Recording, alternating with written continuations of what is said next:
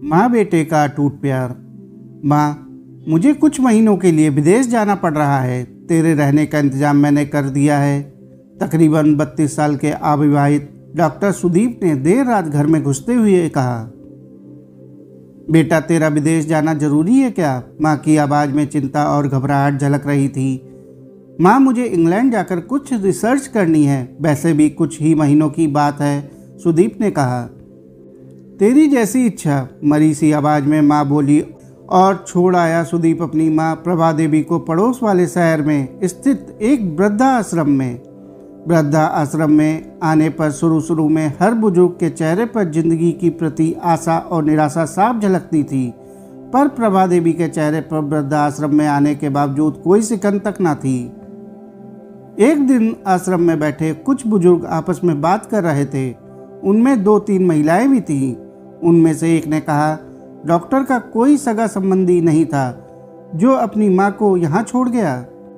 वहीं बैठी एक महिला बोली, प्रभा देवी के पति की मौत जवानी में ही हो गई थी। तब सुदीप कुल 4 साल का था।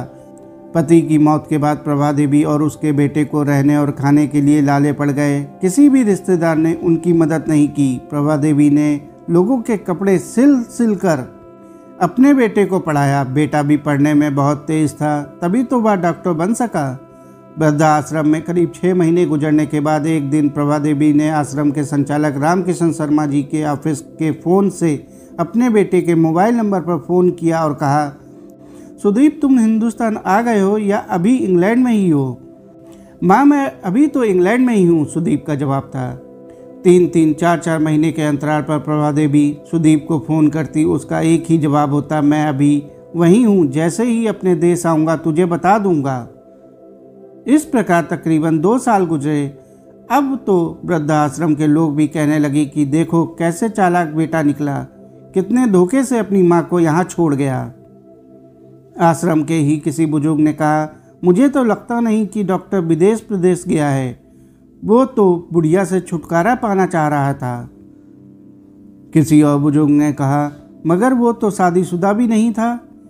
अरे होगी उसकी कोई गर्लफ्रेंड जिसने कहा होगा, पहले माँ के रहने का अलग इंतजाम करो, तभी मैं तुमसे शादी करूँगी। 2 साल आश्रम में रहने के बाद अब प्रभा देवी को भी अपनी नीति का पता चल गया। बेटे का गम उसे अंदर ही अंदर खाने लगा। वो बुरी तरह टूट गई। 2 साल आश्रम में और रहने के बाद एक दिन प्रभा देवी की मौत हो गई। उसकी मौत पर आश्रम के लोगों ने आश्रम के संचालक शर्मा जी से कहा, इसकी मौत की खबर बेटे को तो दे दो, हमें तो लगता नहीं कि वो विदेश में होगा, वो होगा यहीं कहीं अपने देश में। इसके बेटे को कैसे खबर करूं, उसे मरे तो 3 साल हो गए। शर्मा जी की बात सुन वहां पर उपस्थित लोग शंका खा गए।